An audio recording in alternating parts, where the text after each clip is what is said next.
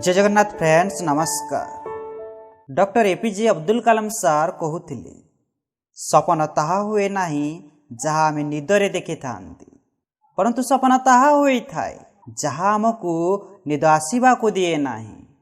अब्दुल कलाम सार पांचटी कथा शिखाई थिले ओ कहिथिले प्रत्येक व्यक्ति सकाळ उठिबा क्षणी ए पांचटी कथा निज निजको कहिबा दरकार। से पांचटी कथा आज मु आपनकु सुनाइबी। फ्रेंड्स, उठिबार परे परे निज निजको यही कथा कहंतु कि मु सबुठारु भल अटे। गौरव करिवार कथा कि मु सबुठारु भल अटे। एही दुनिया रे दूर दूरांतर रे मो समकक्ष केही नाही। गोटे गभीर निश्वास नहीं करी निजे निजको कहंतु मु सबुठारु भल अटे।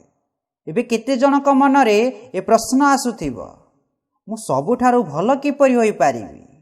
मोठारु तो केते भल भल लोक ओ पाखरे बसचंती, तांको सामना रे मु किछि नुहे। फ्रेंड्स, आपणकर एक्शन निर्भर करि थाए आपण चिंताधारा उपरे कि आपण कोन चिंता करि थांती ओ कोन मानि थांती।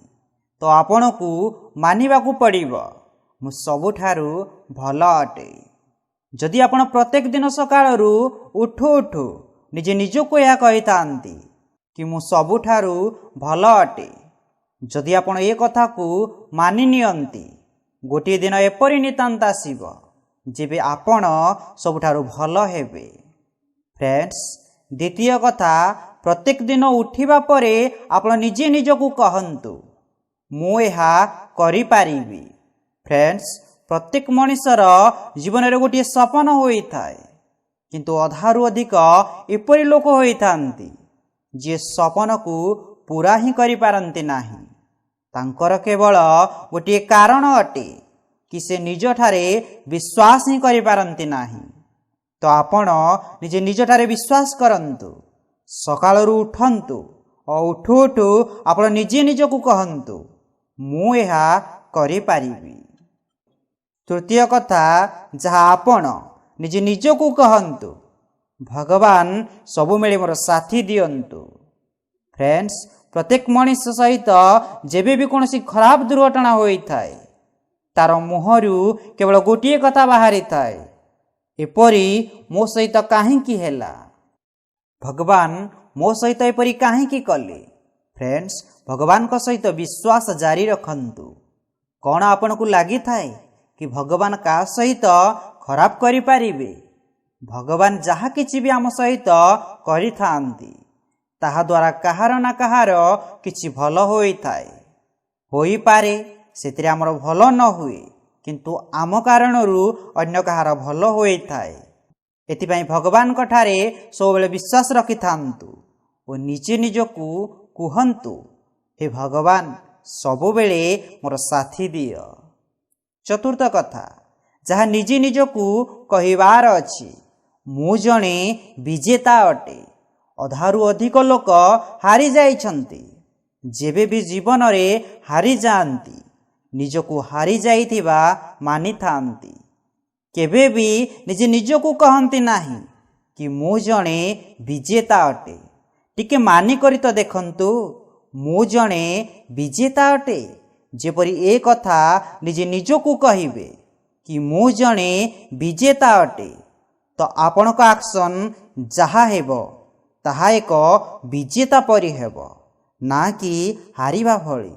टिके चिंता करंतु, जदि आपणक एक्शन विजेता परि हेले कोन आपण जणे विजेता नुहंती?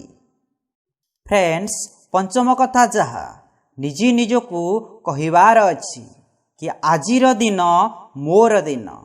आजि पर्यंत जहा हेला ताहा होई गला, किंतु आजिर दिन मोर दिन। एही दिन को मो जीवनर सबुठारु भल दिन करिबी।